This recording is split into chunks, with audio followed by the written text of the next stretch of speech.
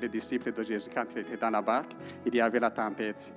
Ils ont essayé, on ne sait pas combien de temps, c'est vraiment pour la première fois que j'ai senti, que j'ai entendu la façon, de cette façon que Martin a prêché. On ne sait pas combien de temps ils ont essayé de combattre par eux-mêmes, jusqu'à ce qu'ils se rendent compte, finalement on est avec Jésus, ils ont réveillé Jésus, finalement il s'est réveillé, il a calmé la tempête. Toi aussi, tu n'as pas besoin de combattre par toi-même, tu n'as pas besoin d'utiliser tes efforts qui sont presque inutiles. Jésus est avec toi dans n'importe quelle situation. Réveille-le, consacre-toi à lui, puis abandonne-toi complètement à lui. Il est là, il va t'aider dans n'importe quelle situation parce qu'il a déjà accompli il y a plus de 2000 ans passés. Alors, je vous invite à réveiller et je vous invite à vous debout. Nous allons louer au Seigneur pour entrer à ta présence. Soyez bénis.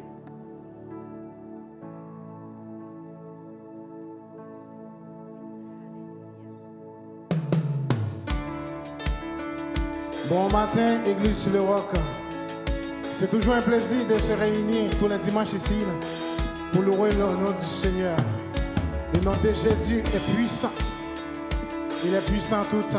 Alléluia.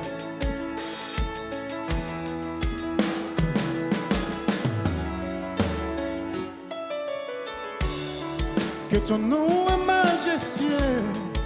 Oh yeah. Seigneur. Sur toute la terre,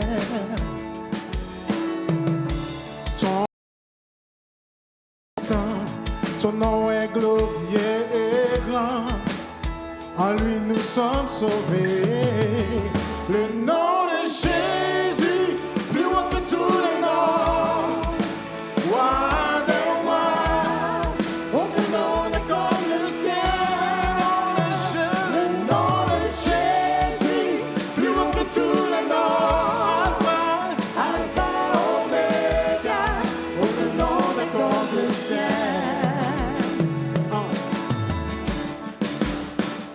Louez le Seigneur. Oh.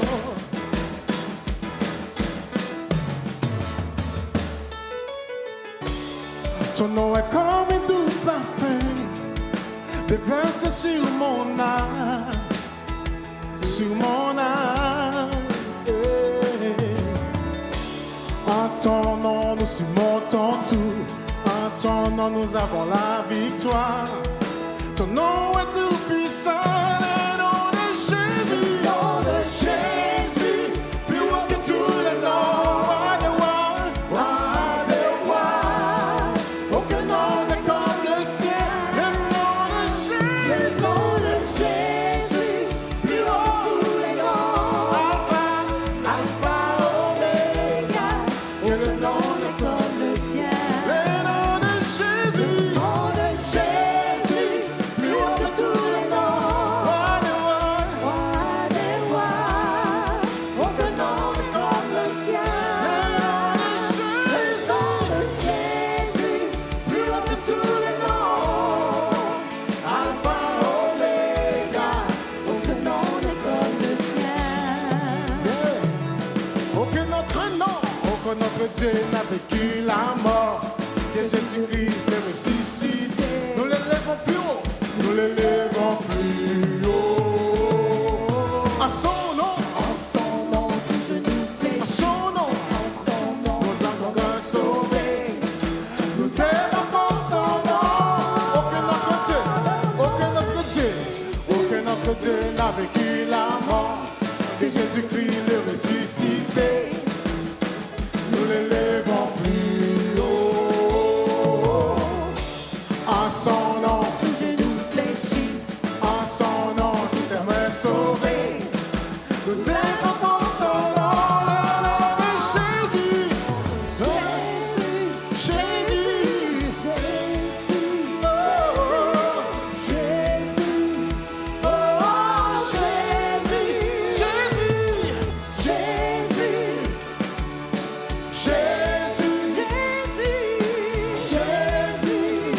Oh, Jésus. Le nom de Jésus, plus haut que tous les noms.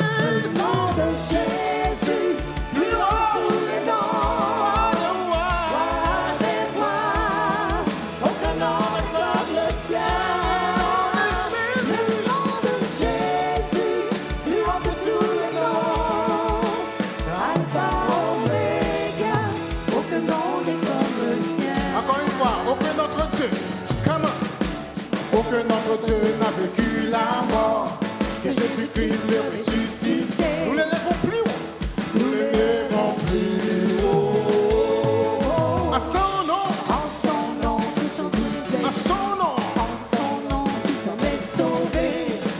nous invoquons son nom, le nom de Jésus. Jésus, Plus que tout le nom, roi de rois, aucun nom n'est comme le ciel.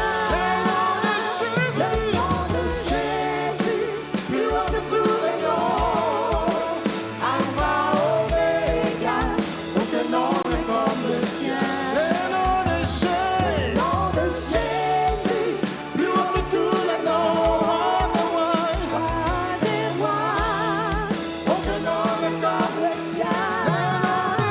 Le nom de Jésus, plus haut que tous les noms, Alpha, Omega, aucun nom n'est comme le sien.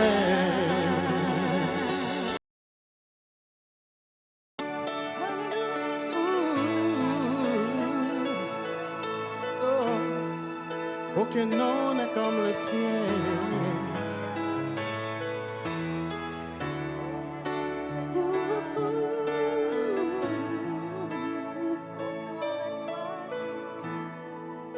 Aucun nom n'est comme le sien.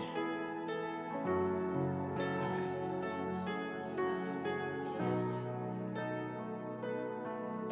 Merci Seigneur.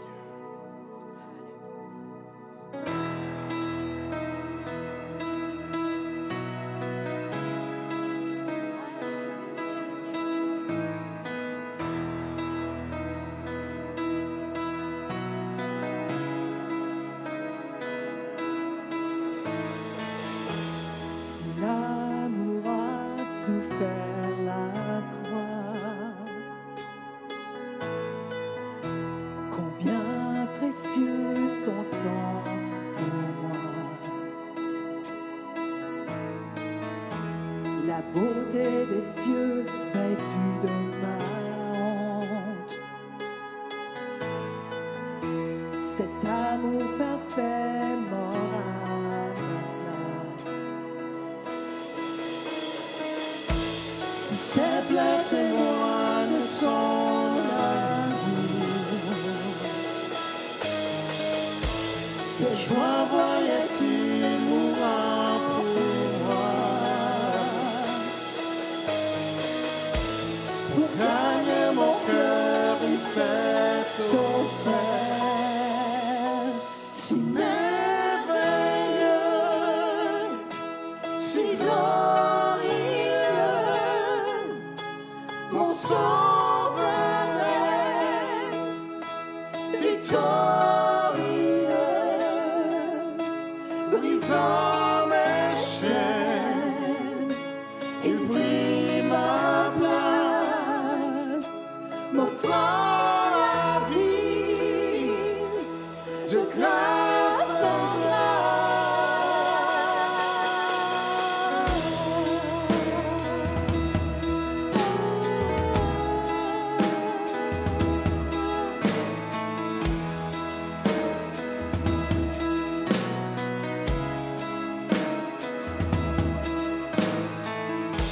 Si les cieux ont vaincu ce tombeau, combien grand est l'espoir en ton nom. Cette passion qui a dépouillé l'enfer, oh alléluia. Cette promesse qui a fait rouler la pierre. Si ma liberté valait ta vie, oh, oh, pour me pardonner aucun grand prix. Oh Jésus, par amour, tu as tout payé. Si merveilleux,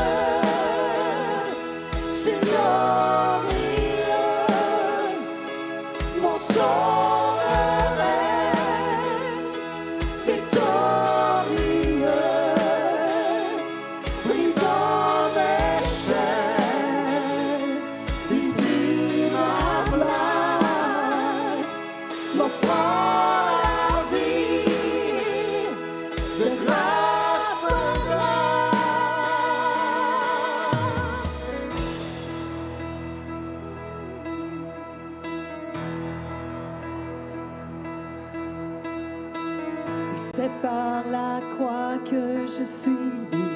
Et c'est par ta mort que j'ai la vie. Jésus, à jamais je veux chanter les merveilles de ta grâce. Et c'est par la croix que je suis libre. Et c'est par ta mort que j'ai la vie. Jésus, à jamais je veux chanter les merveilles de ta grâce. Et c'est par la croix que je suis libre. Et c'est par ta mort que j'ai la vie. Jésus, à jamais je veux chanter les merveilles de ta grâce. Et c'est par la croix que je suis libre. Et c'est par ta mort que j'ai la vie. Jésus, à jamais je veux chanter les merveilles de ta grâce. Oh mon âme, je te chanter les merveilles de ta grâce. Oh mon âme, je te chanter. C'est merveilleux, c'est glorieux. Mon sauveur est victorieux. Brisant mes chaînes, il prit ma place. Pour toi la vie, de grâce en grâce. C'est par la croix que je suis libre.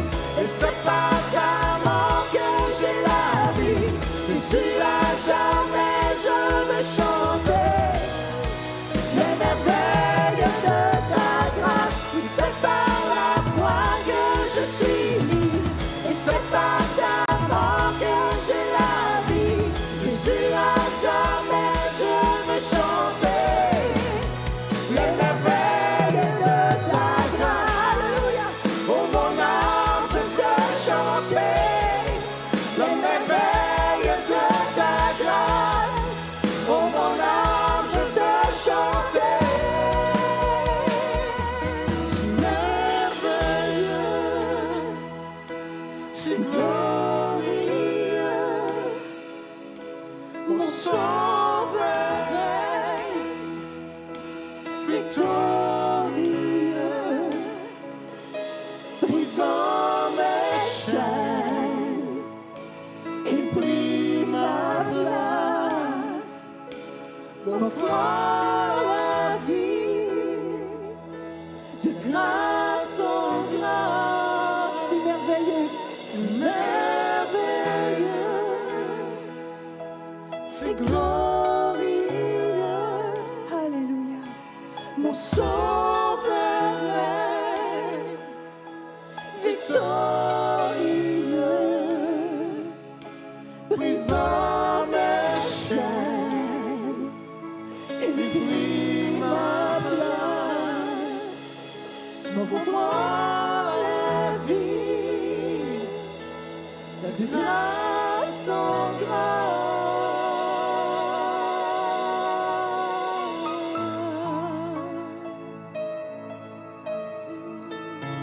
Alléluia. De grâce en grâce, alléluia. Oui, c'est par la croix que je suis sauvée. C'est par ta mort que je suis libre. C'est par ta mort que j'ai la vie. Alléluia. Alléluia. Alléluia. Alléluia. Alléluia.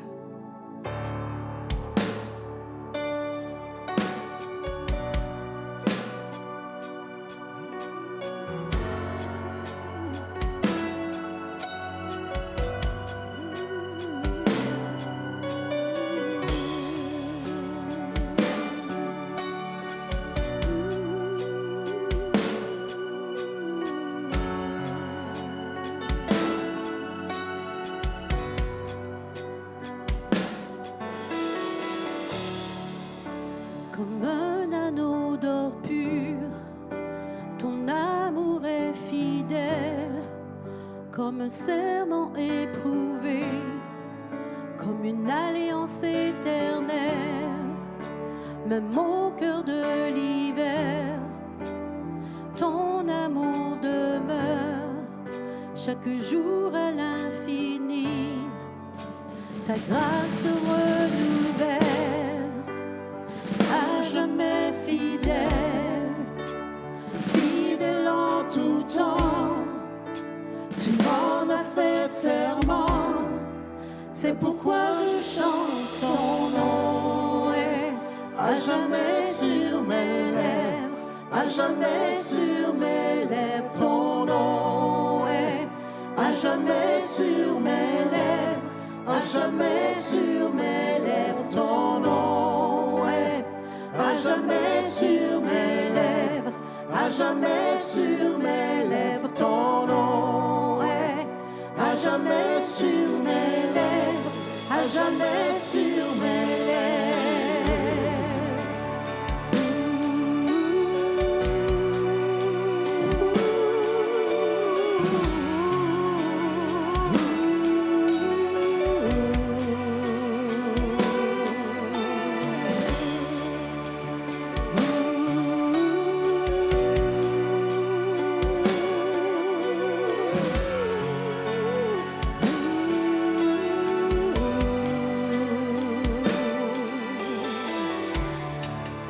Tu es père de l'orphelin, ta bonté nous restaure, un appui dans nos faiblesses. Tu nous remplis de force, tu nous rends semblables à toi, nous revêts de blanc, tu nous parles de ta bonté, tu prépares ton épouse, libre de la honte, de la culpabilité. Toi seul connais son nom, c'est pourquoi je chante ton nom. Et à jamais sur mes lèvres, à jamais sur mes lèvres, ton nom. Et à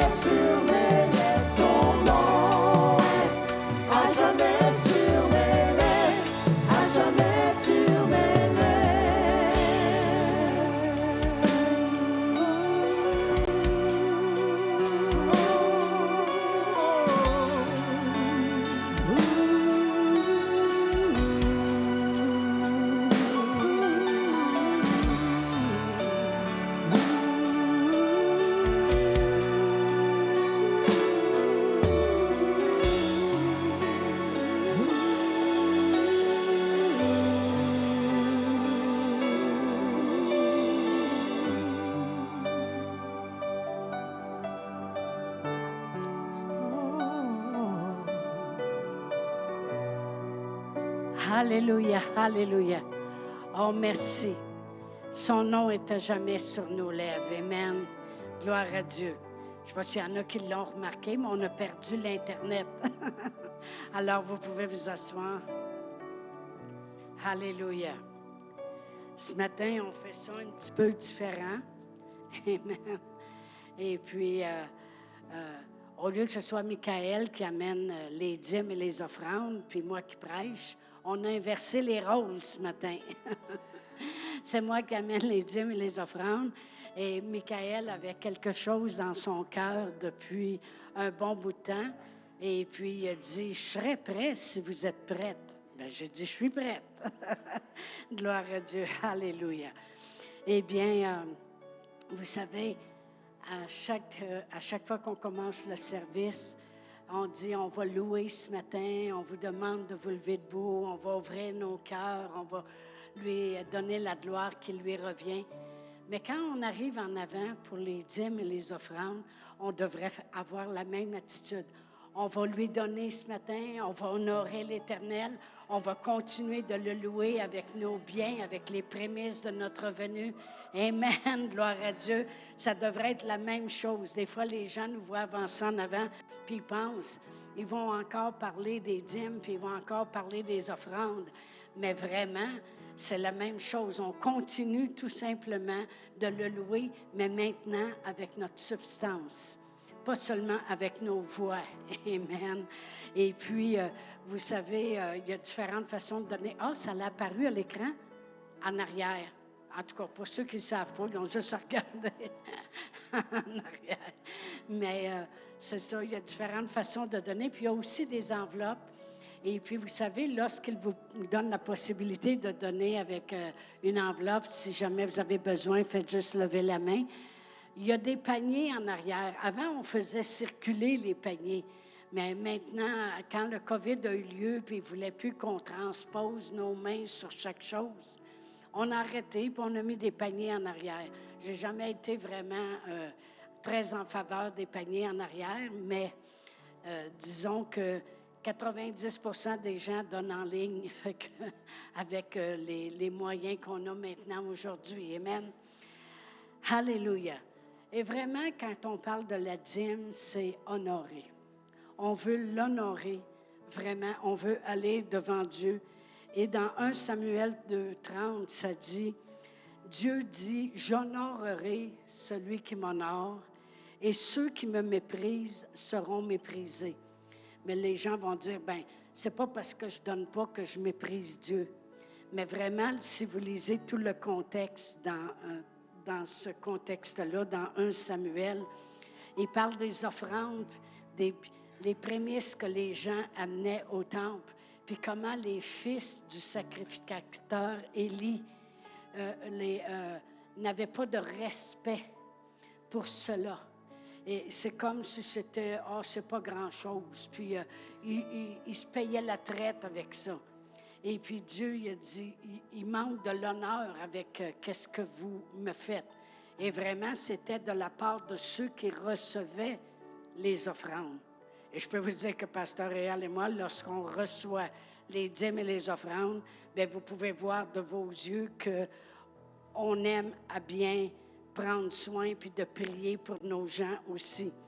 Mais dans Malachie, qui est le dernier livre de la Bible, maintenant, il parle d'honorer, mais ceux qui amènent vraiment la dîme et les offrandes. Alors, c'est des deux bords en réalité. Puis moi, j'aime lire le livre de Malachie parce que ça me repositionne toujours de qu'est-ce que Dieu a fait pour moi, puis comment je suis redevable de lui montrer mon amour puis mon honneur. Amen. Que j'ai envers lui. Comment je veux l'honorer. Il y a des gens qui disent, ça c'est l'Ancien Testament. Mais si c'est l'Ancien Testament, ce qui vient dans Malachie n'est pas pour vous. Ça veut dire que Dieu ne peut pas ouvrir les écluses des cieux pour vous. Ça veut dire que Dieu ne peut pas menacer celui qui dévore, puis il ne peut pas descendre sa bénédiction en abondance. Si ça, c'est l'Ancien, bien, on va tout laisser dans l'Ancien. Mais il y a une chose qui m'a frappée quand j'ai lu Malachie. Encore une fois, hier, quand je le relisais au complet. Et puis, c'est que lorsqu'il parle d'amener des offrandes, d'amener nos dîmes, d'amener nos offrandes, puis de ne pas emmener des choses qui sont imparfaites, des chétives, puis ne pas emmener notre meilleur. C'est dans ce contexte-là qu'il dit « Je suis l'Éternel, je ne change pas, et il n'y a en moi aucune ombre de variation. » Fait que s'il ne change pas, ça veut dire que c'est encore vrai aujourd'hui. Amen. Amen. C'est dans ce même contexte qu'il dit « Je n'ai pas changé. » Puis en plus, c'est le dernier livre. Puis après ça, il n'a pas parlé pendant 4 siècles. C'est comme, je vous ai dit ce que j'avais à dire, puis il a resté sans parler. Imaginez comment la frustration qu'il avait dans un sens. Amen. Puis après ça, bien là, c'était la venue de Jésus. Puis on appelait ça maintenant la Nouvelle Alliance, le Nouveau Testament. Mais n'oublions pas que s'il accueillait favorablement les dîmes et les offrandes, il est le même hier, aujourd'hui, il ne change pas. Il n'y a en lui aucune ombre de variation. Ce qu'il dit, il l'accomplit. Ce qu'il promet, il le fait. Amen. Alléluia. Ah oui, Pasteur Réal vient de me rappeler, c'est parce que je ne suis pas habituée. On est le dimanche d'émission. Combien de vous avez aimé le message de Martine la semaine passée? Amen.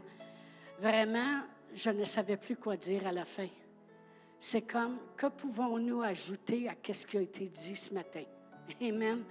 J'étais comme, wow, wow, wow, wow. Comment merveilleux c'est que de faire le grand commandement de Dieu, puis d'aller rejoindre le monde. Et comment Dieu, ce que j'ai aimé le plus, c'est quand elle a parlé justement du démoniaque. Et puis qu'elle a dit, Jésus n'était pas reçu, là. Ils ont dit, va-t'en, va-t'en. Mais il y a toujours une chose que le monde reçoive, c'est notre témoignage. Avons-nous un témoignage? Moi, j'en ai plusieurs. J'ai le témoignage qui m'a sauvé. Il m'a guéri de la peur. Il m'a guéri de la maladie. Il a pris soin. Tout ce qu'il promet s'accomplit dans ma vie. Il y a quelque chose qui n'arrêtera jamais. Même s'ils veulent passer des lois présentement, qui disant que le livre de la Bible, c'est un livre dangereux. Wow! Rempli de haine. Wow! C'est ce qu'ils disent, les gouvernements. Il y a une chose qu'ils vont toujours recevoir, le témoignage que nous avons de Jésus-Christ vivant dans nos vies.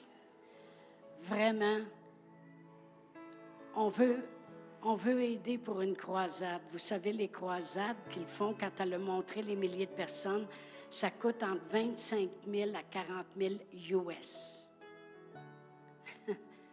Puis je veux arriver un jour à en payer une au complet. Fait que, continuons de donner pour les missions. Amen. Je vais prier. Père éternel, dans le nom précieux de Jésus, merci Seigneur pour les opportunités que nous avons de te montrer combien on est content, heureux, béni d'être sauvés. On t'honore avec nos dîmes, avec nos offrandes. Sois béni, Seigneur. Amen. Amen, amen, amen. Digne est ton nom, Seigneur. Digne est ton nom.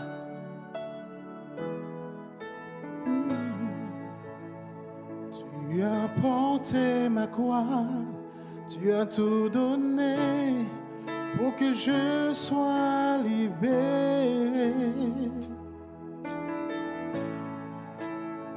Maintenant ma vie est tienne et à jamais je chanterai ta bonté. Digne est ton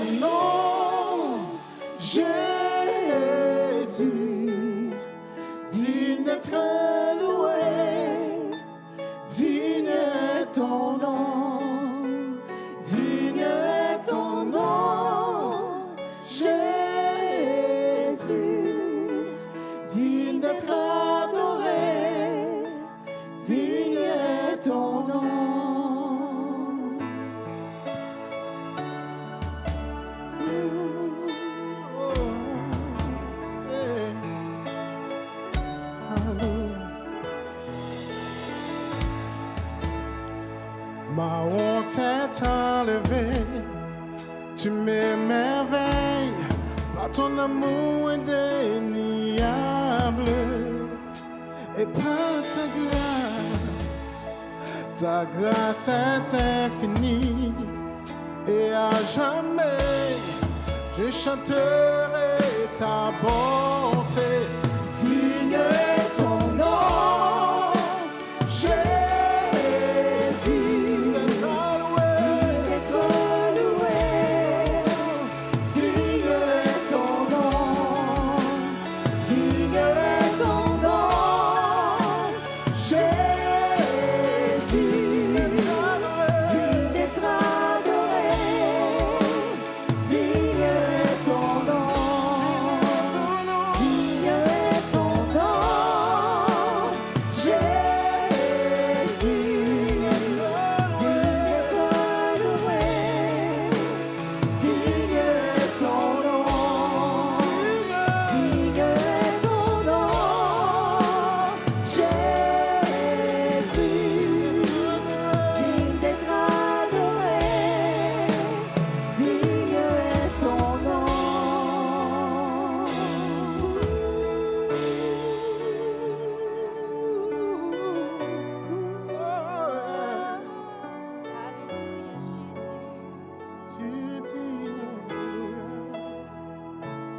Dans les cieux, ton nom est exalté.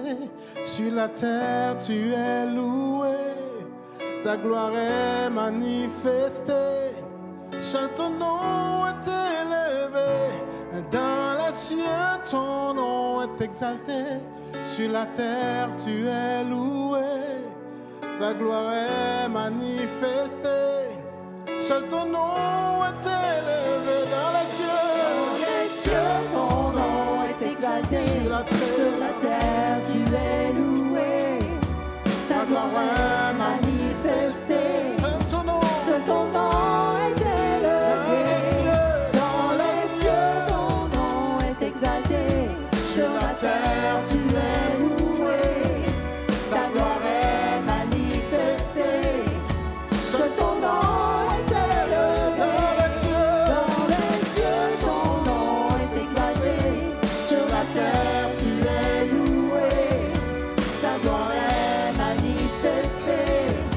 Seul ton nom est élevé. Dans les cieux, ton nom est exalté. Sur la terre, tu es loué. Ta gloire est manifestée. Seul ton nom est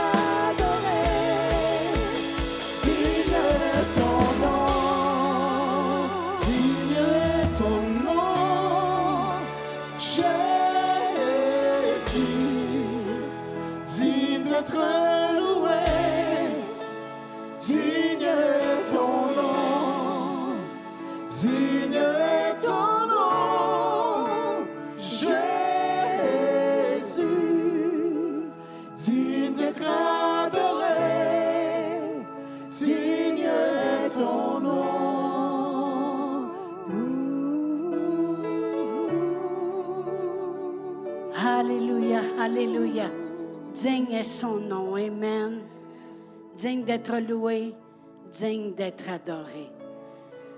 Alors, je voudrais introduire Michael, si tu veux monter. Vous pouvez vous asseoir. Michael a été élevé dans une famille chrétienne avec des parents qui ont eu une église pendant longtemps. Et puis, en plus, il fait partie de la famille puisqu'il est le petit neveu de moi et Pasteur Réal. Il a embarqué avec les Paulus. Amen. Gloire à Dieu. Alors, on va avoir un bon temps ce matin. Merci beaucoup. Merci. Bienvenue à tout le monde. J'espère que vous n'êtes pas trop déçus que ce ne soit pas Pasteur Chantal, mais vous en faites pas. Si vous venez la semaine prochaine, elle va être là. En plus, c'est Pâques. C'est comme le Super Bowl des chrétiens, Pâques. Ça fait partie de ce que j'appelle les trois dimanches de l'année. Noël, Pâques, puis la fête des mères. C'est là qu'on a le plus de gens à l'église. Surtout si vous nous écoutez en ligne, venez nous rejoindre. Parce que vous avez, la même façon que vous avez besoin de nous, nous, on a besoin de vous, ceux qui nous écoutent en ligne. Puis en plus, quand on se rejoint ensemble, comme une onction surnaturelle, une bénédiction, la Bible dit qu'il est bon pour des frères et des sœurs de demeurer ensemble. C'est comme l'huile qui coule sur la tête d'Aaron, qui descend sur sa barbe et sur ses pans, et c'est là qu'il y a la bénédiction. Amen? Moi, je suis vraiment honoré d'être ici. Je parlais avec Ken Mafou, le pasteur de Drummondville, par rapport au fait que je prêchais ce dimanche. Il fait un peu le mentorat avec moi. Puis il a utilisé un terme que j'ai beaucoup apprécié. Il a dit que c'est une opportunité pour moi. Puis c'est vrai. Moi, ici, ce dimanche, je ne prends pas ça comme quelque chose qui m'est dû. Je ne prends pas ça quelque chose qui est à la légère. Puis je remercie les pasteurs de me faire confiance. Moi, j'ai toujours, ça demande autant de fois aux pasteurs de me laisser parler que moi d'accepter de parler. Puis je suis vraiment content parce qu'un pasteur, c'est comme un berger de la congrégation, un peu. Ces brebis, il faut que ça protège sa congrégation, puis ça doit comme dicter la doctrine que l'Église reçoit. Donc, un bon pasteur ne doit pas laisser n'importe qui venir en avant et s'adresser à sa congrégation. Fait que c'est vraiment un grand signe de confiance que vous me faites de me laisser parler ce matin, et je l'apprécie beaucoup, je vous en remercie. Également, moi, ce que je parlais avec Pasteur Chantal pour le thème d'aujourd'hui, vous en faites pas, je vais y arriver. Puis elle a dit vraiment, vous avez utilisé le mot exhortation. Et j'ai beaucoup apprécié ça. C'est ce que j'ai à cœur. Moi, moi, je vais vraiment édifier ce matin. En canadien-français, on pourrait dire que j'ai envie d'encourager. Parce que souvent, Pasteur Chantal, des fois, elle vient et elle explique que ce matin, elle est plus pour enseigner ou encourager. Moi, ce matin, c'est vraiment encourager. Parce que l'enseignement puis l'encouragement, c'est pas pareil, mais les deux vont ensemble. Parce que comme quelqu'un qui t'encourage, un pasteur qui va t'encourager, va comme te motiver à aller chercher plus, à croire que ce que Dieu a pour toi, c'est pour toi, te motiver à devenir qui Dieu t'a appelé à devenir. Mais par contre, le pasteur, quand il t'enseigne, c'est qu'il te montre comment le faire. Donc, tu ne peux pas simplement juste être encouragé par ton pasteur. Parce que quand tu es encouragé, d'abord, tu pars le dimanche, tu es motivé, tu es prêt à tout par la foi, tu as l'audace. Mais quand il arrive le lundi matin, comment est-ce que je fais? Parce que c'est beau encourager les gens, par exemple, à prier, mais s'ils ne sont pas enseignés comment le faire, enseigner que toute la façon de prier sont importantes, mais toutes les façons de prier ne sont pas pareilles, que la prière d'intercession, supplication, enseigner le Notre Père qu'on connaît, que ce n'est pas simplement juste le réciter plein de fois, mais qu'il y a un enseignement derrière ça. Donc, un bon pasteur doit être capable de faire les deux, de t'encourager pour que tu sois motivé, mais aussi t'enseigner pour te montrer comment le faire. Moi, je ne suis pas pasteur. Donc, moi, j'ai une parole d'encouragement ce matin. C'est ce que j'ai à cœur pour vous. Puis, comme encourager, c'est comme tout chrétien devrait faire ça régulièrement. Comme si vous parlez avec les gens au travail, qu'ils soient chrétiens ou pas chrétiens, vous leur demandez comment est-ce qu'ils vont. Puis pas juste en surface, en profondeur. On se rend compte que chaque personne, dans une sphère ou l'autre de sa vie, à un moment donné, dans une saison, va être comme découragée, surtout ceux qui ne sont pas chrétiens, parce qu'ils n'ont pas notre espérance. C'est pour ça que la bouche du chrétien ne doit pas seulement servir à prier Dieu et à louer Dieu, mais elle doit également servir à encourager le peuple de Dieu. Parfois, le combat spirituel, quand quelqu'un vit des tribulations, ce n'est pas simplement lui dire « je vais prier pour toi », mais aussi lui rappeler ce que la Bible dit de lui. Tu dois confesser ce que Dieu confesse de cette personne. OK, il faut que je commence par ça. Mais Dieu, je ne l'ai pas mis, mais peux-tu tourner dans 1 Thessaloniciens 5? On va aller 1 Thessaloniciens 5, verset 11. Paul qui s'adresse à l'Église, il dit « C'est pourquoi exhortez-vous réciproquement et édifiez-vous les uns les autres, comme en réalité vous le faites. Parce que encourager ton frère et ta sœur, ça fait partie du combat spirituel. Tu dois lui rappeler qu'il est la tête et non la queue. En haut, jamais en bas. Tu dois lui rappeler que Dieu prend plaisir à lui faire du bien. Tu dois lui rappeler qu'aucune âme forgée contre lui ou elle ne peut prospérer et que toute langue qui s'élève contre lui sera condamnée. Tu dois lui rappeler que ce que Dieu a pour lui, c'est pour lui. Ce que Dieu a pour toi, c'est pour toi. L'ennemi veut te le voler, mais ce que Dieu a pour toi, c'est pour toi. L'ennemi veut te le détruire, mais ce que Dieu a pour toi, c'est pour toi. L'ennemi veut l'égorger et le mettre à mort, mais ce que Dieu a pour toi, c'est pour toi. Encourage quelqu'un cette semaine. Et c'est vraiment l'esprit que ce que j'ai à cœur pour vous aujourd'hui, moi, c'est une parole d'encouragement. On va rentrer dans le texte d'aujourd'hui, dans 1 Samuel 17, versets 46 et 47. 1 Samuel 17, versets 46 et 47. Ici, à ce moment-là, je prêchais sur David aujourd'hui. Et à ce moment-là, c'est David qui s'avance contre Goliath, et avant qu'ils s'affrontent l'un et l'autre, versets 46 et 47, c'est ce que David dit à Goliath de ce qu'il va faire à Goliath. La Bible dit, David qui parle, « Aujourd'hui, l'Éternel te livrera entre mes mains, et je t'abattrai et je te couperai la tête. Aujourd'hui, je donnerai les cadavres du camp des Philistins aux oiseaux du ciel, aux animaux de la terre, et toute la terre sera qu'Israël a un Dieu. » Verset 47, écoute ça. « Et toute cette multitude sera que c'est ni par l'épée, ni par la lance que l'Éternel sauve, car la victoire appartient à l'Éternel, et il vous livre entre nos mains. » Le sujet d'aujourd'hui, c'est très simple, Jéhovah Nissi. Rentrez avec moi en prière.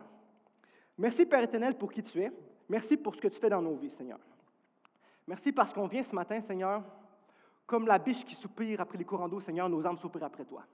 On a soif de ta parole, on a soif de ta présence, Seigneur. Viens nous toucher, viens parler puissamment, Seigneur, et impacter chaque personne qui sont ici, Seigneur. Viens faire en sorte qu'elles se sentent vues, appréciées, aimées et conduites par toi, Seigneur. C'est au précieux, puissant, merveilleux nom de Jésus que j'ai prié, et le peuple de Dieu dit Amen et Amen. Famille sur le roc, j'aimerais commencer en informant quelqu'un et en rappelant à d'autres que Dieu, premièrement, il t'aime, mais surtout Dieu a un plan pour ta vie. Le Seigneur m'a réveillé ce matin. Il m'a envoyé au 54-59 Boulevard Bourg, m'adresser à l'Église sur le roc pour informer quelqu'un que Dieu a un plan pour ta vie. Peu importe d'où est-ce que tu viens, peu importe qui tu es ou ce que tu as fait, peu importe qui est-ce que tu appelles boss ou qui t'appelle boss toi, peu importe le montant d'argent que tu as dans ton compte de banque, ton statut social ou économique, Dieu a un plan pour toi. Tu n'es pas une erreur, tu n'es pas un accident, tu n'es pas le fruit du hasard. Peut-être que tes parents ont été surpris par ton arrivée, mais Dieu, lui, ne l'était pas. Dieu a un plan pour toi. Je veux que tu comprennes que, peu importe aussi dans quelle saison tu es dans ta vie, que tu aies été un chrétien qui est né dans l'Église, dans le ministère à temps plein, ou que tu ne sais même pas encore si tu vas être sauvé par Jésus, Dieu a quand même un plan pour toi. Peu importe dans quelle saison tu es dans ta vie, que tu aies 7 ans ou 77 ans, Dieu n'a pas fini avec toi, Dieu a un plan pour toi. La Bible nous laisse voir des histoires comme celle de Abraham et Sarah, ceux qui ont pu avoir un enfant, Isaac, alors qu'ils étaient avancés en âge et que Sarah a été stérile toute sa vie, nous laisse comprendre non seulement que Dieu est capable de rendre une femme qui était infertile fertile, mais que Dieu est capable de te faire porter fruit dans une saison où tout le monde pense que c'est trop tard. Dieu a un plan pour toi. Laissez-moi m'adresser aux pionniers de la foi. Je veux que tu comprennes qu'il faut que tu aies l'esprit de Caleb, qui dit à Josué, dans Josué 14, que même si je suis plus vieux maintenant, je suis plus fort maintenant. Et je suis prêt à les combattre pour aller prendre possession de tout ce que Dieu m'a promis. Dieu a un plan pour toi. Et je peux l'affirmer avec certitude. Je peux l'affirmer avec assurance parce que j'ai lu ma Bible. Et dans le livre de Jérémie, Jérémie 1, Jérémie qui est un prophète, avant même que Jérémie commence son ministère, il établit d'où est-ce que son autorité lui a été donnée. Jérémie 1, versets 4 et 5. C'est Jérémie qui parle. Il dit « La parole de l'Éternel me fut adressée en ces mots. » Verset 5. Il cite Dieu. « Avant que je t'eusse formé dans le ventre de ta mère, je te connaissais. » Avant même que tes parents commencent à penser à toi, Dieu pensait déjà à toi. Dieu a un plan pour toi. Dieu t'a désiré. Dieu t'a voulu. Il t'a formé. Tes parents t'ont conçu, lui, Dieu t'a formé. La façon dont tu es fait correspond au plan que Dieu a pour toi. La façon dont tu es formé, ici je ne parle pas nécessairement de traits toxiques, de comportements autodestructeurs qui blessent les autres, mais je parle de ta personnalité. La façon dont tu es fait correspond au plan que Dieu a pour toi. Donc oui, peut-être que tu es têtu, mais ce que Dieu requiert de toi, ça requiert de l'entêtement. Ça requiert que tu sois capable de, même si on te dit non, de continuer à persévérer, de cogner à la porte même alors qu'on ne t'a pas encore ouvert. La façon dont tu es formé. Avant, je disais souvent à ma femme, je suis trop un people pleaser. Quelqu'un qui veut toujours essayer d'accommoder les gens, toujours essayer de ne pas blesser les gens. Puis je pensais que c'était un défaut. Puis pendant que je préparais mon message, j'ai compris que ce que Dieu m'appelle à faire, ça requiert cette personnalité-là. Ça requiert que quand je vais au travail, j'ai de la compassion pour les autres. Je suis capable d'essayer de trouver toujours un terrain d'entente. Parce que la façon dont Dieu t'a formé correspond au plan que Dieu a pour toi. Dieu a un plan pour toi. Je continue au verset 5. Et avant que tu fusses sorti de son sein, je t'avais consacré, je t'avais établi prophète des nations. Avant même que tu naisses, Dieu t'avait déjà consacré pour ce que tu allais faire. Donc, peu importe ce que tu as fait, Dieu l'a déjà pris en compte et il t'appelle quand même. Il te poursuit, il t'appelle par ton nom. Dieu a un plan pour toi. Donc, peu importe ce que tu as fait. Tu ne peux pas arriver devant Dieu et dire non, mon passé m'empêche de marcher dans ma destinée. Dieu a un plan pour toi. Lorsque tu regardes à la croix, et ici je ne veux pas dire à l'œuvre qui a été accomplie à la croix, mais littéralement à la croix, ce qu'on met sur nos églises, ce que certains ont tatoué sur le bras ou ils portent comme une chaîne, la croix. Quand tu penses ce que Dieu a fait avec ça, c'est incroyable, ça devrait t'inspirer. Parce que la croix, à la base, c'est une façon de mettre à mort. C'est comme c'est une corde de pendu, la chaise électrique, la guillotine. C'est ce que les Romains utilisaient comme sentence ultime, aussi pour décourager les gens pour avoir le même comportement. Mais Dieu l'a retourné à cause de ce qui s'est passé à la croix. Ce qui avant montrait la condamnation, maintenant montre le pardon. Ce qui avant inspirait la peur, nous inspire à nous l'espoir. Ce qui avant démontrait la mort, pour nous représente la vie. Et Dieu a fait ça avec simplement 2 morceaux de bois. Qu'est-ce que tu penses que Dieu peut faire avec toi? Avec ta vie. Dieu a un plan pour toi. Dieu a un plan pour toi. Dieu t'a désiré, il a un plan pour toi. Et parfois, moi, ça m'attriste quand on voit des gens qui partent trop tôt. Les gens qui ont un accident, qui se suicident ou qui perdent l'espoir puis ils abandonnent. Moi, ça m'attriste parce que Dieu a un plan pour toi.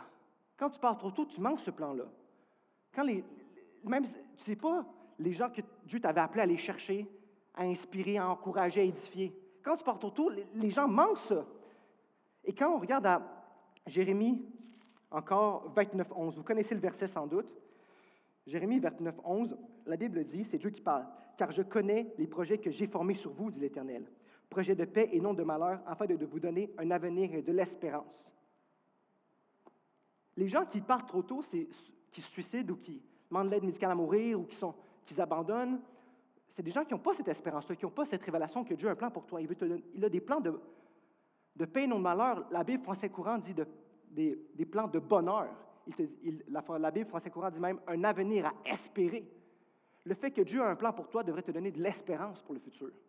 Croire que Dieu n'a pas fini, que Dieu a encore quelque chose pour toi. Dieu a un plan.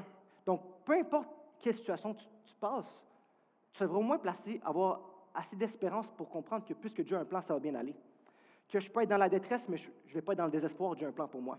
Je peux être abattu, mais je ne vais pas être perdu, Dieu a un plan pour moi. Je peux me sentir persécuté, mais je ne suis pas abandonné, Dieu a un plan pour moi.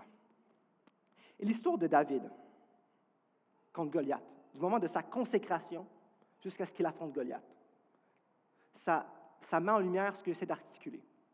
Le principe que Dieu a un plan pour nous. Comment est-ce que Dieu est capable d'ouvrir les bonnes portes au bon moment pour nous faire rentrer dans son plan?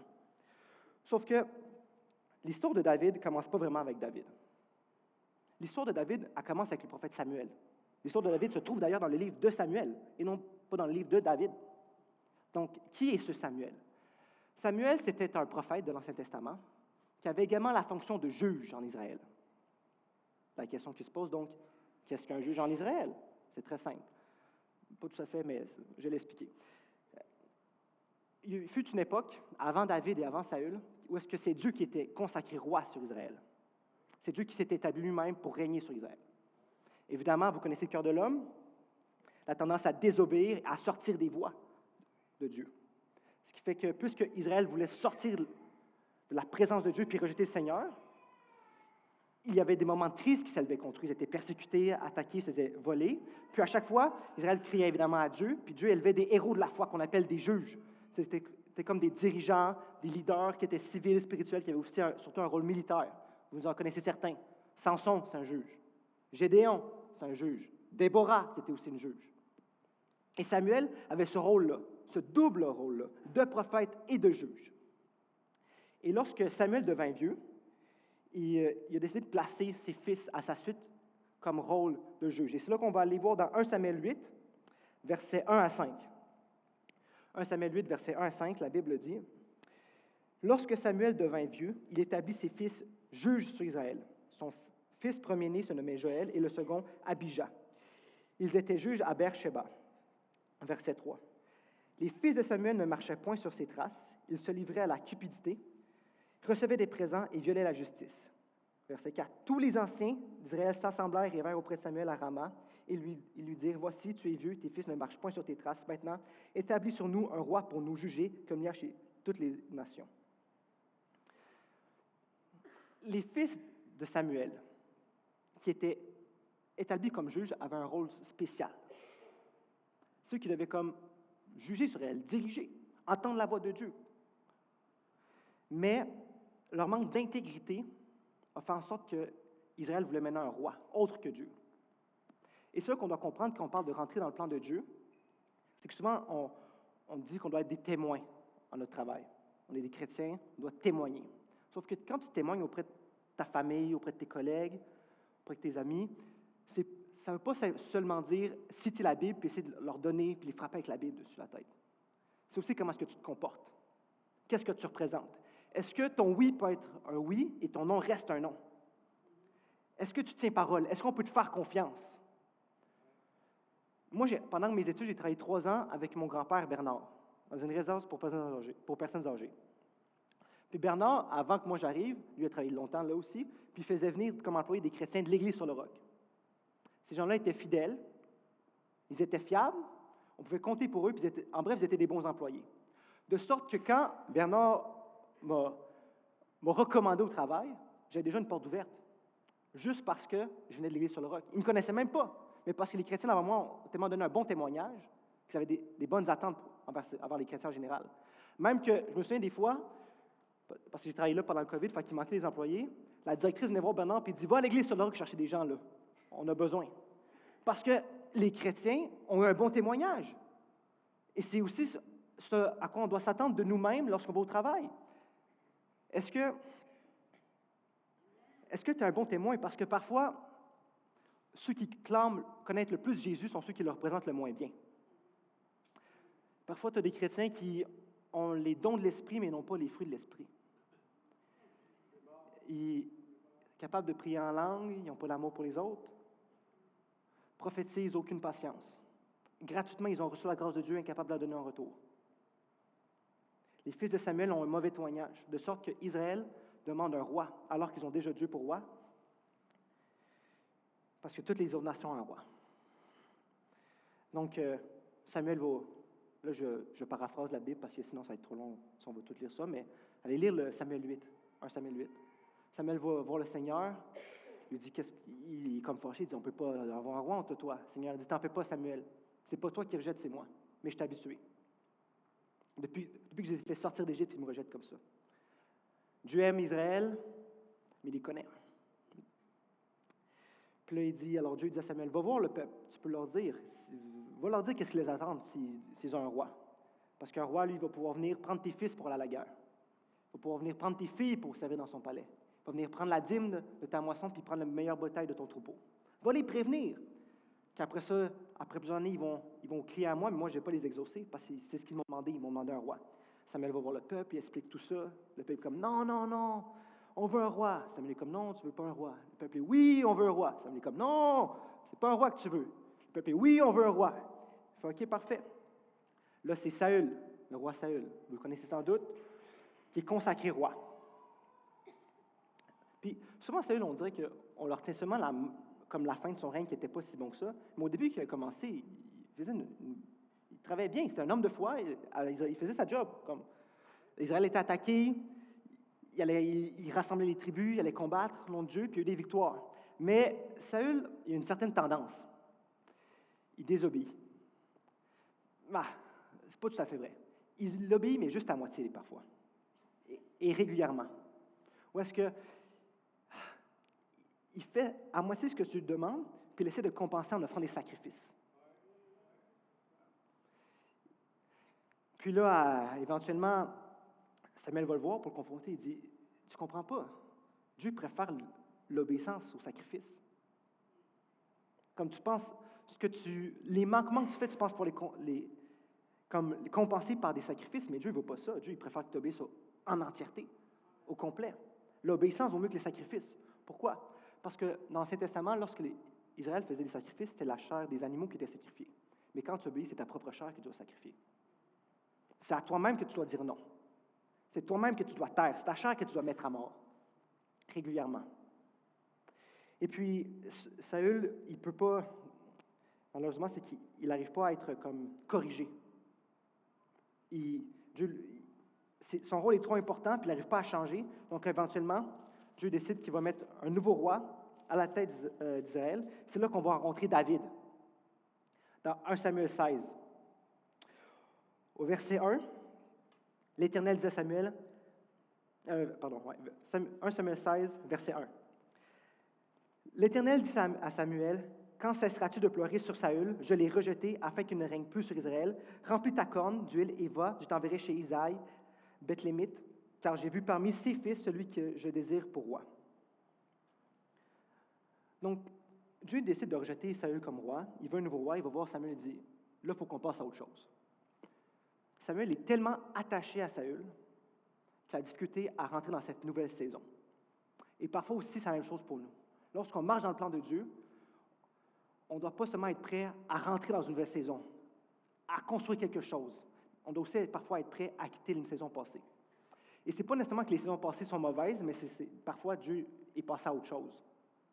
Ce n'est pas parfois que certaines saisons passées, Dieu n'était pas là. Dieu était là, mais il t'a appelé à autre chose. Moi, quand je pense à ça, je pense à mes beaux-parents, les Berg, les parents de ma femme. Des gens que j'apprécie beaucoup, des gens de foi, qui prêchent la foi et qui vivent leur foi. Parce que pendant 12 ans environ, ils ont été à Trois-Rivières, ils ont fondé une église. Ils ont été pasteurs d'une église. Puis après 12 ans, ils ont senti un appel pour aller aux États-Unis. Faire quoi? Ils ne savaient même pas encore. C'était pas passer d'une église au Québec pour aller assistant pasteur d'une grosse église aux États-Unis. Non. Ils ont été appelés par une saison à fonder une église, à l'amener, à la porter pour d'autres pasteurs qui sont venus les relayer, puis ils ont dû quitter. Ils ont été capables de marcher dans le plan de Dieu parce qu'ils ont été capables de quitter une saison passée pour entrer dans une nouvelle. Ils n'ont pas été simplement attachés à quelque chose de passé. Ils ont été capables de suivre Dieu, peu importe dans quelle saison il les amène. On doit être capable de faire la même chose aussi dans nos vies. Puis, c'est la même chose que Dieu doit dire à Samuel. Jusqu'à temps, tu vas encore pleurer pour Saul. Je passe à autre chose. Maintenant, va à la maison de cet Hébreu, Isaïe. Un de ses fils, c'est le roi que je veux oindre. Donc, Samuel prend sa corne pleine de huile. Il va voir Isaïe et dit, on va faire un sacrifice, puis je vais aller voir tes fils. Je vais consacrer le prochain roi. Et puis là, ils vont ensemble. 1 Samuel 16, verset 6. Ça parle de Samuel et Isaïe lorsqu'ils vont chez Isaïe pour voir justement ses fils pour consacrer le prochain roi. 1 Samuel 16, verset 6, la Bible dit, « Lorsqu'ils entrèrent, il se dit, en parlant de Samuel, en voyant Eliab, certainement, loin de l'Éternel est ici devant lui. » Et verset 7, « Et l'Éternel dit à Samuel, ne prends point garde à son apparence et à la hauteur de sa taille, car je l'ai rejeté. L'Éternel ne considère pas ce que l'homme considère. L'homme regarde à ce qui frappe les yeux, mais l'Éternel regarde au cœur. » Lorsque Eliab arrive, le premier fils, Samuel le voit, puis comme, c'est lui. Il prend son lit, il est comme prêt, puis Dieu doit faire non, attends. Parce que Samuel, lui, il voit Eliab, déjà c'est le premier fils. Culturellement, ça signifie quelque chose.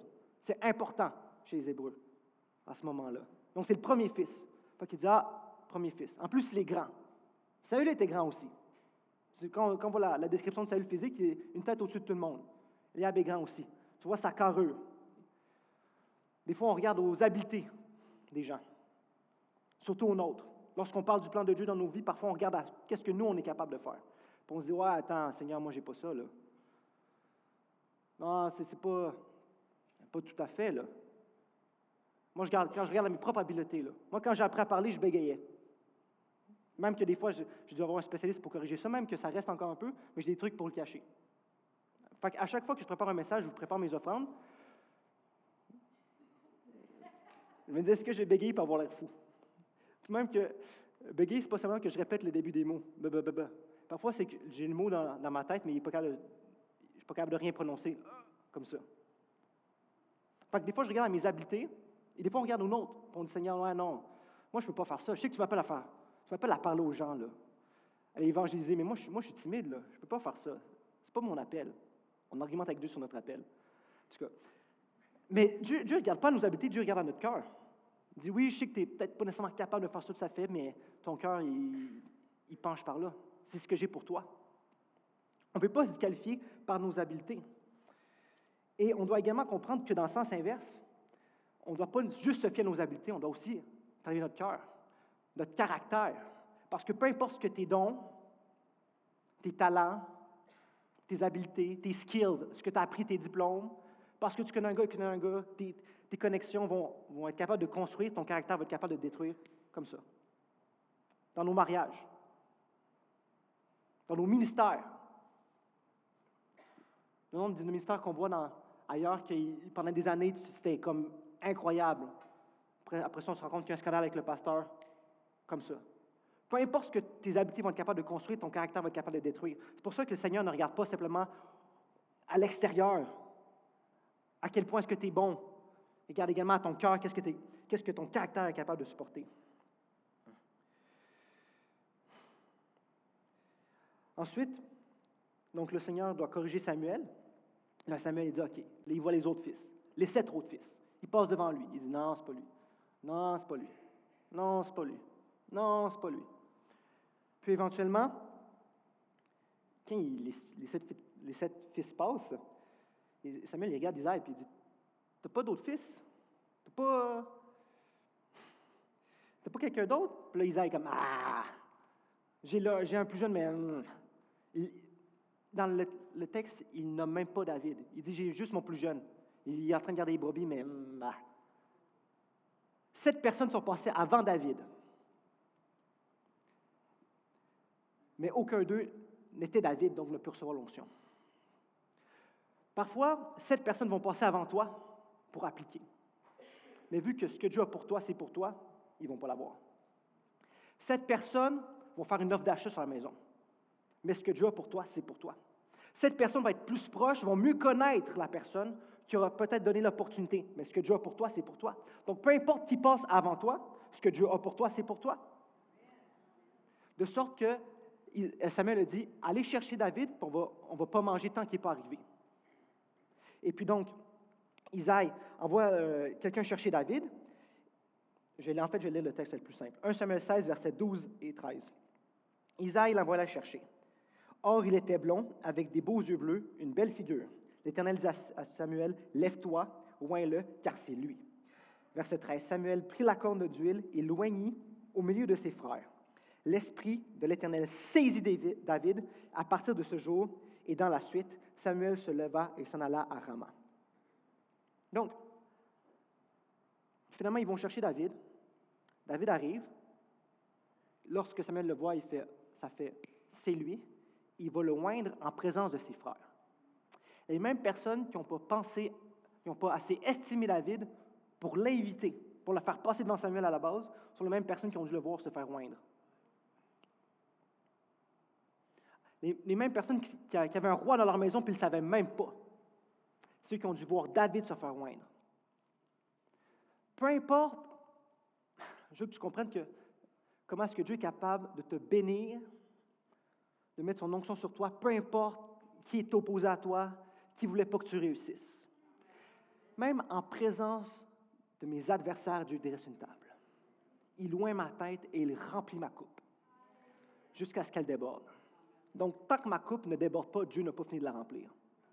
Il va la remplir de paix, de joie, de bonheur, de prospérité, de bénédiction. Peu importe qui est là, Dieu est capable de le faire. Et là, on voit comment est-ce que David reçoit, l'huile coule sur sa tête, l'onction descend sur lui vraiment, l'Esprit de l'Éternel est là. Puis moi, si j'étais à leur place, je me dirais, parfait, on s'en va au palais, j'ai mon nouvel emploi. Mais ce n'est pas ce que dit la Bible. Samuel y part à Rama, puis David retourne à ses brebis. Qu'est-ce qu'on fait quand notre onction n'a pas l'air de correspondre à notre saison? Quand on a l'impression que, il me semble, Seigneur, je pourrais faire plus.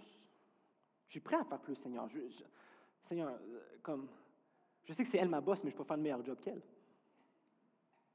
Qu'est-ce qu'on fait quand notre onction ne correspond à notre saison?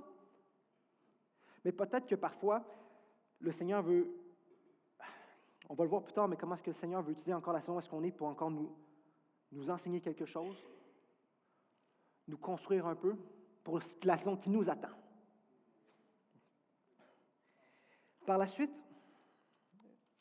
on va voir comment est-ce que Dieu ouvre les portes, parce que là, on retourne voir Saül. La Bible dit qu'il était comme tourmenté par un esprit mauvais, qui l'empêchait de dormir. Puis là, il réunit son conseil, parce qu'il s'est conseillé, puis il dit, qu'est-ce qu'on fait avec ça? Je n'arrive pas à dormir, je suis stressé, je suis anxieux, je n'ai pas la paix. Puis il y a quelqu'un, on ne sait pas qui, on ne sait pas son nom. Tout ce qu'on sait, c'est que cette personne-là recommande David. Elle dit, je connais un David, il est bon, il va jouer de la harpe, il va faire de la musique, puis quand l'Esprit va venir, il va jouer de la musique, ça va te calmer, puis ça va t'aider. On ne sait pas c'est qui a parlé de David. Tout ce qu'on sait, c'est qu'il a parlé de David. Parce que Dieu est capable de mettre les bonnes personnes dans ta vie, mais aussi il est capable de mettre les bonnes personnes pour toi dans la vie des autres. Ou est-ce que tu ne sais même pas qui est-ce qui est en train de recommander ton nom? Moi, ma confession, c'est toujours que Dieu met mon nom sur le cœur des gens. Dieu met mon nom sur le cœur des gens qui ont besoin de... Il me recommande pour quelque chose, qui parle en bien de moi, toujours. Tu ne sais pas qui est-ce que Dieu est en train de mettre ton nom sur leur cœur. Et c'est ce qui est arrivé. Donc, Saül envoie faire chercher David. David vient à son service. Puis il est tellement bon que Saül le fait son porteur d'armes. Ça dit que Saül apprécie David. Et puis après ça, au Samuel 17, c'est là qu'on rencontre Goliath. Où est-ce que les Philistins vont en guerre contre Israël. Chacun est comme, j'imagine, c'est comme une espèce de chacun sur une flanc d'une colline, au creux comme une vallée. Puis ils sont là. Puis là, dès le premier jour, tu as ce champion philistin, Goliath, un géant de la ville de Gath. C'est un homme de guerre. Il se présente, il sort des rangs des Philistins, puis il propose un défi aux Israélites. Il dit aux Israélites, il leur dit, grosso modo, envoyez quelqu'un combattre pour moi, moi je vais battre pour les Philistins, puis chacun va représenter notre camp, puis celui qui gagne, ça va être le camp des vainqueurs. Comme ça, bon, au lieu que tout le monde se tape dessus, juste un mort, un blessé, puis ça finit là. Puis après ça, il se met à insulter Israël, puis à les challenger. Puis la Bible dit que l'armée d'Israël est terrorisée, paralysée par la peur. Aucune réponse. Ils ne savent pas quoi faire, ils tremblent, littéralement. Il leur propose un défi, puis ils n'ont aucune réponse. Ça, c'est la première journée. Puis ce cercle-là, ça dure 40 jours, du matin au soir. C'est ce que dit la Bible. Pendant 40 jours, Goliath se présente, lance le défi, personne ne répond, commence à insulter Dieu, commence à insulter Israël. Pendant 40 jours, Israël, il tremble. Et puis, au 40e jour, Isaïe, il dit à David, tes trois frères aînés sont dans l'armée de Saül, va prendre de leurs nouvelles, je veux voir comment est-ce qu'ils vont. Amène ces grilled cheese. Alors ça, c'est la version Michael Ier. Moi, je dis des grilled cheese, mais la Bible dit que c'est du pain puis du fromage. Fait que là, David y va éventuellement. Il va leur porter justement il va porter la nourriture, puis aussi il va voir ses frères. Puis pendant qu'il va voir ses frères, il attend Goliath. C'est ce que dit la Bible. On va aller lire. 1 Samuel 17, verset 26. 1 Samuel 17, verset 26, la Bible dit, 1 Samuel 17, verset 26, ça c'est David justement qui est rendu à l'armée d'Israël, puis il entend le Philistin parler, Goliath. Verset 26, la Bible dit, David dit aux hommes qui se trouvaient près de lui, que fera-t-on à celui qui tuera ce Philistin et qui ôtera l'opprobre de dessus d'Israël? Qui est donc ce Philistin, cet incirconcis, pour insulter l'armée du Dieu vivant? Alors que l'armée d'Israël regarde à la stature de Goliath, David lui regarde à son statut, incirconcis. Il n'a pas, puisqu'il est, le fait qu'il soit incirconcis fait référence au fait qu'il n'a pas de l'alliance avec Dieu. Il n'a pas Dieu pour Dieu. Il a d'autres dieux, mais ce n'est pas Dieu. Les autres ont peur parce que Goliath est grand. David, lui, est comme insulté parce que Goliath est incirconcis. Puis qui est-il pour insulter l'armée du Dieu vivant? Pour insulter Dieu comme ça? Toute l'armée, pendant 40 jours, aucune réponse à sa Goliath. David vient. David, ce n'est même pas un soldat. Les autres sont des soldats. David n'est même pas un soldat, c'est un berger. Il vient, dès qu'il entend Goliath, automatiquement, il est comme préoccupé par ça. Ça l'agresse. Ça, c'est un peu le principe d'une préoccupation unique. Dieu a un plan pour chacun d'entre nous, mais vu que ce n'est pas le même plan, on n'est pas appelé à régler les mêmes problèmes. Donc, parfois, on va rentrer, toi et moi, on rentre face à la même situation. Toi, ça te préoccupe, ça t'agite, tu as besoin de faire quelque chose. Moi, ça ne me fait rien du tout. Parce qu'on n'est pas appelé aux mêmes choses. Chaque chose est unique. Donc, c'est pour ça que des fois, tu vas au travail, tu arrives dans un travail, tu vois quelque chose qui ne fonctionne pas, puis toi, ça fait combien de temps que c'est comme ça? Vous acceptez ça? Parce que Dieu t'a peut-être appelé à adresser justement ce problème-là. Parce qu'on est tous appelés à faire quelque chose, mais on n'est pas tous appelés à faire les mêmes choses. Et David, lui, justement, voit Goliath, qui parle comme ça, puis il commence directement à parler, mais c'est quoi la récompense de celui qui va les combattre contre Goliath, là? Moi, je suis prêt, directement. C'est même pas un soldat, mais il est prêt. Puis là, éventuellement, ce discours-là va atteindre les oreilles de Saül. Donc, Saül le fait venir. Puis, il le fait venir, puis là, David continue, il dit, moi, je suis prêt à le battre. Moi, j'accepte son défi. Puis là, Saül, il dit, ouais, mais attends, David, toi, tu es un berger, tu es jeune. Goliath, c'est un géant. Il a été un soldat toute sa vie, c'est un homme de guerre. Toi, tu es tout petit. Qu'est-ce que tu vas être capable de faire? Puis là, David, il dit, ah, mais t'en fais pas. Quand moi, j'étais berger, parfois, il y avait des lions puis des ours qui venaient prendre mes brebis. Moi, je les poursuivais, puis avec ma massue, je les frappais, puis je libérais ma brebis.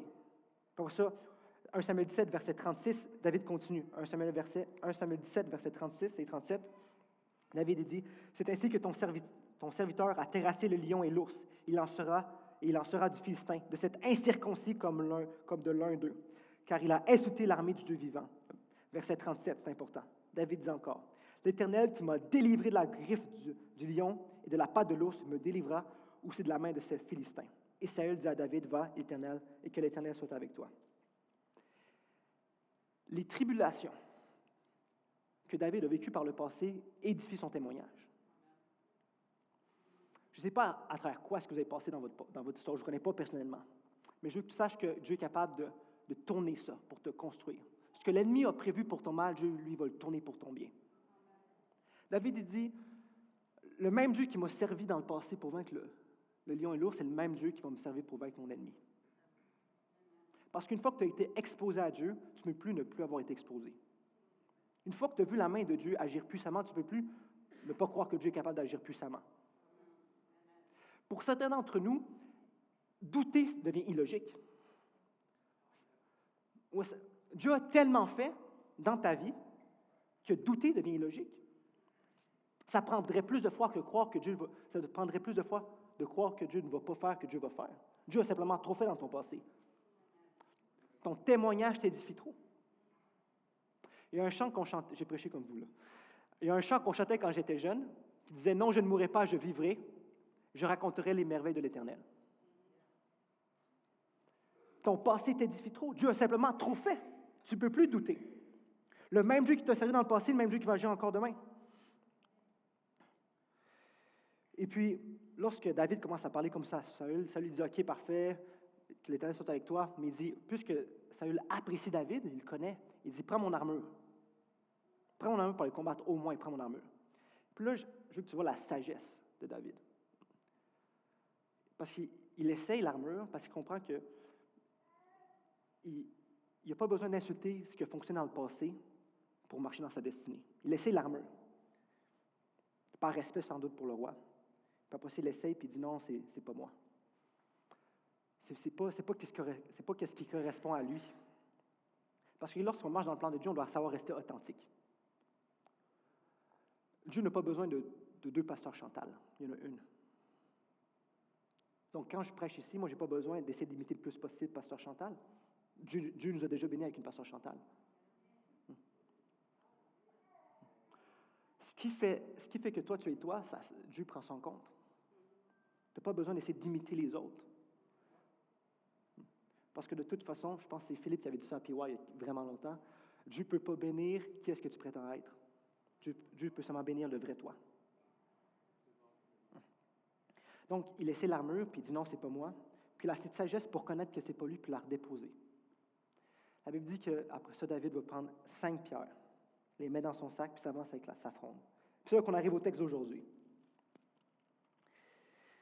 1 Samuel 17, verset 46. C'est David qui parle à Goliath. Il dit, « Aujourd'hui, l'Éternel te livrera entre mes mains. Je t'abattrai et je te couperai la tête. Aujourd'hui, je donnerai les cadavres du camp des Philistins aux oiseaux du ciel et aux animaux de la terre, et toute la terre sera qu'Israël a un Dieu. » Verset 47. « Et toute cette multitude saura que c'est ni par l'épée, ni par la lance que l'Éternel sauve, car la victoire appartient à l'Éternel, et il vous livre entre nos mains. »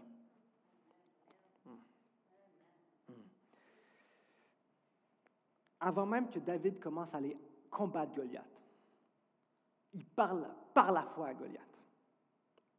Il parle la foi, littéralement. Il dit qu'est-ce qu'il va lui faire. Avant même que David commence à combattre Goliath, il rend déjà gloire à Dieu parce qu'il sait qu'est-ce que Dieu va faire dans sa vie. Avant même que David va combattre Goliath, c'est déjà une attitude de victoire. Et on doit comprendre ça parce que je parle du plan de Dieu dans nos vies, mais quand tu manges dans le plan de Dieu, il y a de fortes chances que tu rencontres un Goliath. On pourrait même argumenter qu'une partie du plan de Dieu pour David, c'est que David aille combattre Goliath. Et je ne sais pas qu'est-ce que vous avez dans vos vies, mais on a tous des Goliaths. On n'a pas nécessairement le même Goliath, mais on a tous des Goliaths. Des gens qu'on doit affronter. Quand on va marcher dans le plan de Dieu, pour nous, on aura tous un Goliath à affronter. Pour certains, le Goliath, c'est la fin du mois. Des problèmes d'argent. Pour certains, les Goliaths, c'est un diagnostic, c'est une maladie. Pour certains, Goliath, c'est des échecs que tu as vécus par le passé, que tu as peur encore de rencontrer. Pour certains, c'est des choses qui traînent dans nos familles. Problème de boisson, problème de colère. Ton grand-père était fidèle, ton père était infidèle, puis là, toi, tu essaies de te battre pour ton mariage. Pour certains, nos Goliaths, c'est les divorces. Ou pour certains d'autres, c'est le fait que tu es le seul chrétien dans ta famille. Ou encore que tu dois prier pour le salut de certaines personnes de ta famille. On a tous des Goliaths. Et on doit être prêt à les affronter. Parce qu'on va marcher dans le plan de Dieu, on va quand même rencontrer des Goliaths. Thomas, viens jouer. Aide-moi à conclure. Il faut que ça soit doux. Je vais faire référence maintenant à mon titre, Jovan ici. Parce que, je pense que je vous l'ai déjà dit, mais dans l'Ancien Testament, principalement, on est introduit à diverses facettes de Dieu, aspects de Dieu par les noms qui nous sont donnés. Parce que souvent, des fois, les gens vont dire « Je crois en Dieu ». Ouais, mais qu'est-ce que tu crois de Dieu? Est-ce que tu crois qu'il est seulement ton Créateur et ton Sauveur, ou tu crois qu'il peut aussi te donner la paix, la joie, qu'il veut te guérir tes maladies, qu'il veut te faire prospérer, qu'il veut te bénir? Et la révélation que tu as des facettes de Dieu va t'aider à croire différemment. Quand moi je dis que Dieu me protège, en 2026, c'est différent maintenant. Parce qu'il y a quelques semaines, vous ne le savez pas, moi j'ai eu un accident d'auto très grave. Vous ne savez pas parce que ça fait le vendredi, dimanche, j'étais encore devant ici. Je revenais du travail sur l'autoroute, puis mon auto, j'ai fini sur le toit. Aucune blessure. Quand l'ambulancière est venue me chercher, elle ne croyait pas que c'était moi, parce que j'entendais debout après ma voiture. On est prêt à aller. Elle ne comprenait pas. Quand je suis arrivé à l'hôpital, la médecin, maintenant elle sait, elle faisait des tests, parce qu'elle était sûre que j'avais quelque chose, j'avais rien du tout. Elle ne comprenait pas. Donc, quand je te dis que Dieu protège, pour moi, c'est différent. Donc, lorsqu'on dit qu'on croit en Dieu, oui, mais en quel aspect de Dieu tu connais et que tu crois? Parce qu'il y a des gens qui, je vous l'ai dit, ils croient seulement que Dieu est le Créateur puis le Sauveur. Ils ont la foi que Dieu les a créés puis qu'ils vont aller au ciel après leur mort. Après leur mort, mais ils ne pensent pas que Dieu peut changer leur vie maintenant. Donc, ils s'attendent à aller au paradis après la mort, mais ils acceptent de vivre l'enfer sur terre. En quel Dieu est-ce que tu crois? Il y a différents dieux différentes facettes de Dieu que je pourrais vous parler, mais il y en a quelques-unes que je vais aborder ce matin. Il faut comprendre que souvent, lorsqu'on va dans l'Ancien Testament, le mot Jéhovah, on pourrait traduire par l'Éternel ou Dieu, C'est le nom d'alliance que le Seigneur se donne. Lorsque tu vois Jéhovah suivi de quelque chose, ça veut dire c'est Dieu qui s'engage à être et faire pour toi tout ce qui suit le mot Jéhovah. C'est son nom d'alliance. Donc lorsqu'il dit Jéhovah j'irai, mon Dieu pourvoira. Vous connaissez cette histoire sans doute, c'est lorsque Abraham est allé sacrifier Isaac et que Dieu a pourvu un bélier à la place de son fils pour le sacrifice. Abraham a nommé cet endroit Jéhovah j'irai, mon Dieu pourvoira. Le fait que Dieu veut pourvoir à tous tes besoins. Le fait que Dieu n'est pas seulement le Dieu qui pourvoit tes besoins, il est également le Dieu qui les reconnaît. Avant même que la prière soit sur mes lèvres, Dieu la connaît déjà. Jéhovah j'irai. Lorsque Dieu veut pourvoir, il va le faire de façon extraordinaire. La Bible dit qu'il a déjà envoyé des oiseaux nourrir un prophète. L'homme nourrit les oiseaux nourrissent pas l'homme. Mais lorsque Dieu veut pourvoir pour toi, il est capable de faire en sorte que des gens ou des situations agissent contraires à leur nature. Ce qui avant te prenait, maintenant te donne. Ceux avant qui voulaient t'empêcher d'avancer, ce sont les mêmes qui t'ouvrent les portes. Jéhovah j'irai. Dieu veut pourvoir. C'est difficile pour certaines personnes de croire ça. Parce qu'on vit dans un monde où est-ce que personne ne te donne rien pour rien. Lorsque tu apprends que Dieu veut tout te donner par grâce, c'est la pierre sur laquelle les gens trébuchent. Ils ne sont pas capables de passer à autre chose. Jéhovah j'irai, mon Dieu pourvoira. Jéhovah Rapha, Dieu mon guérisseur. Je veux dire, si vous venez à l'église, sur le monde, vous connaissez le fait que Dieu guérit. Par ses meurtrissures, nous avons été guéris. Mais Jéhovah Rapha fait également au fait que Dieu ne veut pas seulement guérir tes blessures physiques, il veut aussi penser les plaies de ton cœur. Psaume 147 nous dit « L'Éternel rétablit Jérusalem, il rassemble les exilés d'Israël. Il guérit ceux qui ont leur cœur brisé et il pense leurs blessures. » Jéhovah Rapha, mon Dieu guérisseur, il ne veut pas seulement guérir ton corps, il veut aussi guérir ton cœur. De l'amertume, parce que nous sommes des gens imparfaits qui vont dans un monde imparfait, rempli de gens imparfaits. L'amertume du fait que tu as été blessé par les autres, blessé par les situations de la vie. Mais Dieu veut te guérir de ça parce que parfois, tu es appelé. On parle du plan de Dieu, tu es appelé auprès des gens qui t'ont blessé, auprès des situations qui t'ont blessé. Tu as été blessé dans ton mariage, pour ça tu es appelé à être thérapeute pour les mariages des autres. Dieu mon guérisseur. Finalement, le texte, lui d'aujourd'hui, Jéhovah Nissi, l'Éternel ma bannière, vient dans Exode 17. Une bannière, c'est un étendard qu'Israël élevait en signe de victoire, pour signifier qu'ils avaient gagné. Lorsqu'on est introduit à Jéhovah Nissi, c'est lorsqu'Israël est parti d'Égypte en direction pour la terre promise et qu'ils sont attaqués par les Amalicites. Israël, à ce moment-là, ce n'est pas des guerriers, ce n'est pas une armée. Ce sont d'anciens esclaves qui ne se font même pas en guerre de conquête, sont simplement en mode survie pour aller dans la terre promise que Dieu leur a promis. Ils doivent combattre contre les Amalicites. Ce sont des anciens esclaves. Et ils ont gagné des combats qu'ils auraient dû perdre à cause de Jéhovah Nissi. Car la victoire appartient à l'Éternel. Jéhovah Nissi, c'est comprendre qu'il y a certains combats qu'on ne peut pas gagner en dehors de Dieu. Jéhovah Nissi, c'est pour ceux qui ne veulent pas seulement survivre, ceux qui veulent vivre. Les boxeurs survivent au combat qu'ils perdent. On ne veut pas seulement survivre, on veut être capable de vivre. Jéhovah Nissi, c'est pour lorsque tu te regardes dans le miroir et tout ce que tu vois, c'est un perdant. Sache que Jéhovah Nissi, l'Éternel combat pour moi. Et tous les noms de l'Ancien Testament qui sont portés par Dieu sont personnifiés et portés par le nom de Jésus. La Bible nous dit dans Philippiens 2, versets 9 et 11. Philippiens 2, versets 9 et 11. C'est pourquoi aussi Dieu l'a souverainement élevé et lui a donné le nom qui est au-dessus de tout nom, afin qu'au nom de Jésus, tout genou fléchisse dans les cieux et sur la terre, et que toute langue confesse que Jésus est Seigneur à la gloire du Père. Dans l'Ancien Testament, il disait Jéhovah Nissi, Jéhovah Jireh, Jéhovah Rapha, Jéhovah Roi. Pour nous, c'est plus simple, on va simplement dire Jésus. C'est le nom qui porte tous ces noms. Et pourquoi je parle de ça? Parce que, si on vient au texte, lorsqu'on parle de David contre Goliath, je ne sais pas pour vous, mais moi, souvent, je ne suis pas David. Moi, je suis Israël. Oui, des fois, il y a des saisons où je suis face à Goliath, je suis plein de foi, j'ai l'audace, pour Dieu je vis, pour Dieu je meurs, je suis prêt à les combattre. Mais parfois, moi, je suis comme Israël. J'ai peur, je tremble, je n'ai aucune réponse. Je ne sais pas quoi faire.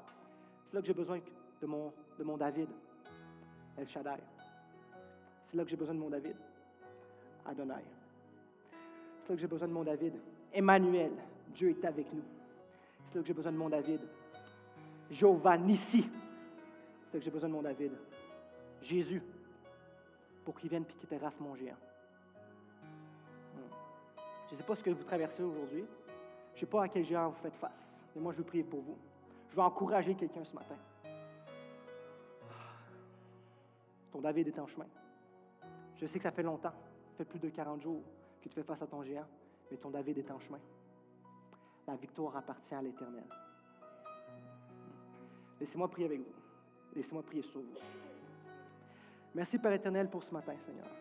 Merci pour ta parole qui porte ses fruits dans nos cœurs. Merci parce que tu es bon et tu es fidèle, Seigneur.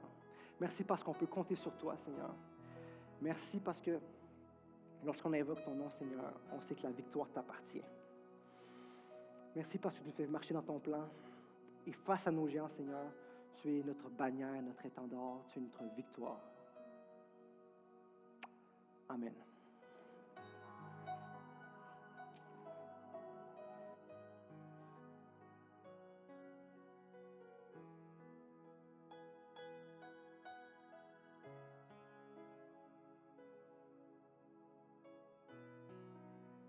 Merci Seigneur. Eh bien, je crois qu'on a été exhortés ce matin. Amen. Alléluia. Alléluia. Merci Seigneur. Oui, Jésus a porté tous les noms. Il les a manifestés. Amen. Notre guérisseur, notre victorieux, celui qui nous a emmenés à la victoire. Amen. Oh, gloire à Dieu. Celui qui pourvoit. Il s'est fait pauvre, de riche qu'il était, afin que par sa pauvreté, on soit enrichi. Amen. Oh, gloire à Dieu. Celui qui est avec nous. Il dit, je serai avec vous tous les jours. Jamais il ne nous abandonne. Amen. On va se lever debout. Oh, merci Seigneur, merci Seigneur, merci Seigneur. Mais on ne voudrait pas se finir un service sans donner l'opportunité que s'il y a quelqu'un qui est ici ce matin pour la première fois ou quelqu'un qui nous écoute en ligne, je ne sais pas si l'Internet fonctionne, mais pour la première fois aussi, il y a ce qui nous rend justement victorieux dans la victoire, guéri, prospérité et tout, c'est qu'est-ce que Jésus a accompli. Mais pourquoi il l'a accompli? Juste pour avoir des titres? Non. Afin de nous amener, nous, à vivre cela et à être sauvés et vivre pour l'éternité au bon endroit. Merci Seigneur que la parole de Dieu dit qu'il est le chemin, la vérité et la vie. Mais elle dit aussi que nul ne vient au Père que par lui. Amen. Alors si vous voulez, on va le confesser ce matin ensemble. Père éternel, merci de ton plan divin envers l'humanité et envers moi. Merci pour le Seigneur Jésus, ton Fils que tu as envoyé et qui a tout accompli pour moi. Merci Seigneur Jésus de m'avoir sauvé. Et merci Père éternel pour ton plan divin maintenant dans chacune de nos vies, Seigneur. Oh, merci, Seigneur. Ton plan, c'était, comme on a lu ce matin, projet de paix, non de malheur, afin de nous donner un avenir et de l'espérance. Père éternel, on te glorifie. Alléluia. Amen et amen. Et Michael avait dans son cœur un chant à la fin, et puis pas que lui va chanter, je pense pas qu'il chante, je ne sais pas, non, OK. mais que les chanteurs vont chanter, et qui va très bien avec son enseignement de ce matin. Alors prenons le temps de le chanter ce matin. Amen.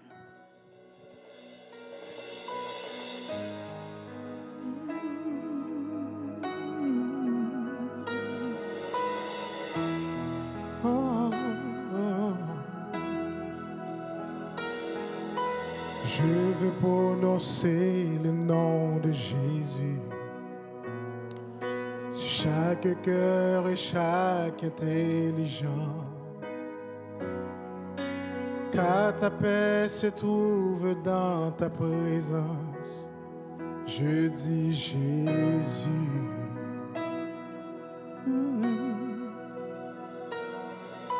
Je veux prononcer le nom de Jésus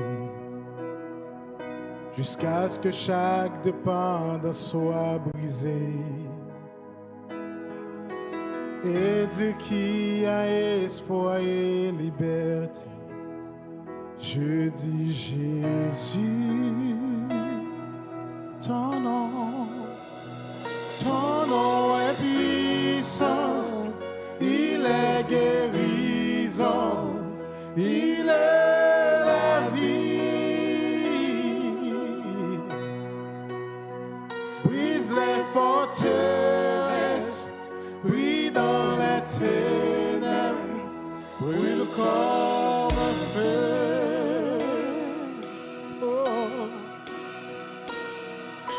Je veux prononcer le nom de Jésus sur toute peur et toute anxiété.